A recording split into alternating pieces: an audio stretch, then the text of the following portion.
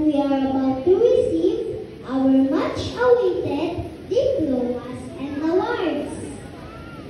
Let me welcome and take this opportunity to appreciate all those who have been part of our journey.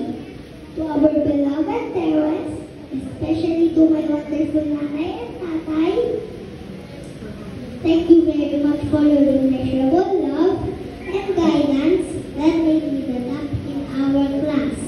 We love you and we appreciate all your hard work, yes, to give the best foundation for our education. To our dear Teacher Mylen Pantaleon, thank you for imparting your wisdom to all of us. We really appreciate all your efforts, patience, and love that you have given to us.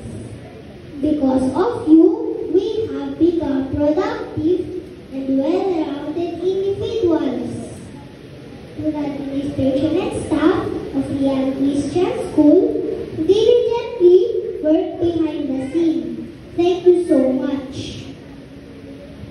We pray that this institution will continue to become an instrument to mold young minds into God-fearing individuals.